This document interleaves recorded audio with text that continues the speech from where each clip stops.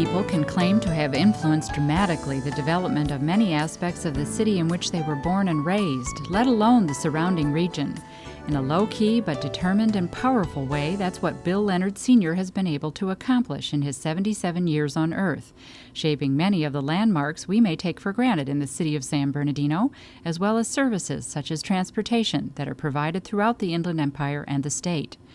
His unprecedented influence professionally upon the development of this community, as well as his abiding interest in education, leads him to be named the 1999 recipient of the Arrowhead Distinguished Chief Executive Officer Award from Cal State San Bernardino.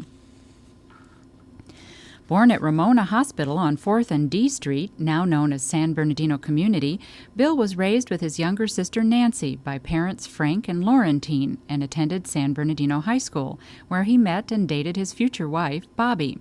He attended UC Berkeley, but the war called him away. He served in the Army in the Philippines and Japan. It was on a military leave that he and Bobby wed on February 29, 1944. They're fond of telling everyone that means they've had only 14 anniversaries.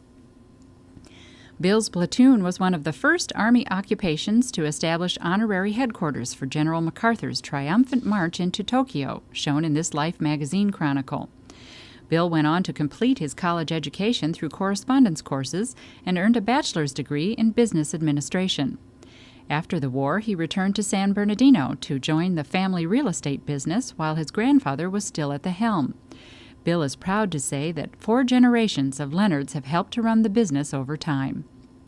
Over the course of his professional life, Bill will say he's done everything except sell houses. When the freeway was being built, he helped to move existing establishments. He subdivided land for development, rehabilitated houses, built 7 parking lots downtown, and more than 500 units in apartment complexes. He built the San Bernardino Public Golf Course along South Waterman Avenue in the late 60s and early 70s, when the county of San Bernardino was sizing up the property for a potential dump. He helped to build homes in Blythe at the FHA's request and has held investments in Hemet and Orange County, as well as commercial and light industry space. Meanwhile, his own family was springing up. Son Bill, who's currently a state assemblyman for the district in which Cal State is situated, Christine, a San Bernardino elementary school teacher who earned her credential at Cal State, and Frederick, a retired military serviceman who works for the U.S. Postal Service in Arkansas. The Leonard legacy includes 8 grandchildren today. In the last 10 to 15 years, Bill's left developing behind and focused on investments and business consulting, with nearly 3/4 of his time spent working with government agencies. He's pleased with his associations forged over time with San Bernardino mayors Al Ballard, Bob Holcomb, Evelyn Wilcox, Tom Miner, and Judith Valles. Yet it may be his civic involvement that has brought the most noticeable changes to the area.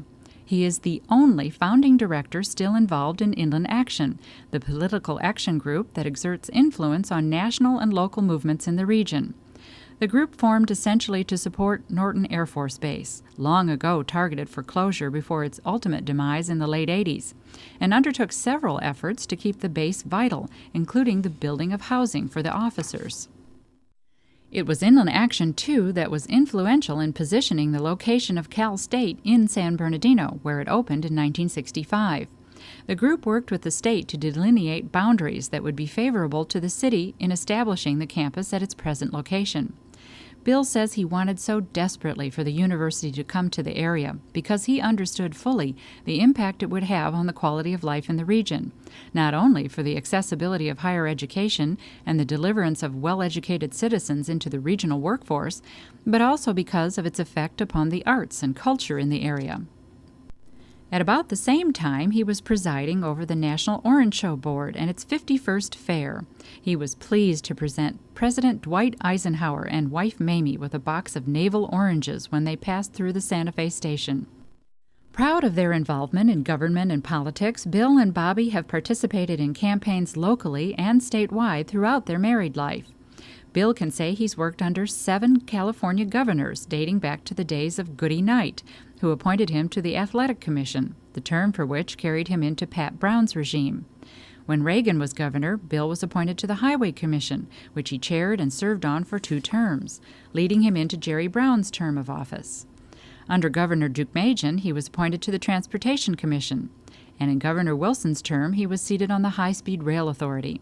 He continues in that capacity to this day under Governor Davis. Although he has been involved in many transportation projects that have affected this region, it is the extension and immersion of the Crosstown 30 into the Interstate 210 that ultimately will bear his signature through the naming of the freeway as the William E. Leonard Interchange at the Interstate 15 connection. What is to become of the former Norton Air Force Base now occupies most of Bill's time with the Inland Valley Development Authority. He continues to be active in the Chamber of Commerce, Lions Club, and Presbyterian Church, where he serves as an elder and treasurer. Since 1986, the church has been the conduit for the Leonard Family Scholarship Program, through which 40 individuals, many of them Cal State students, have received nearly $100,000. Inspired by an aunt who taught early education, Bill and Bobby, who holds 2 degrees in nursing and health care, are pleased with their ability to support those who want to advance themselves through education. Cal State has benefited tremendously from the involvement of the Leonards throughout the decades.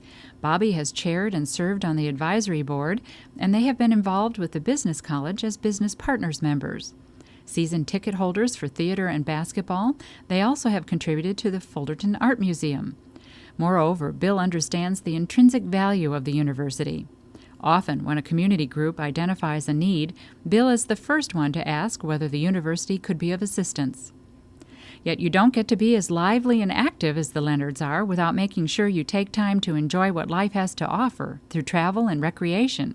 From water and cross-country skiing to hiking and snorkeling and international travel, the Leonards have found a way to make time count. Bill says it has been important to do things that will exist beyond his lifetime. That's certainly an indelible characteristic of the way he has conducted his life and career, and in keeping with the qualities that are celebrated by honoring him with the 1999 Arrowhead Distinguished Chief Executive Officer Award.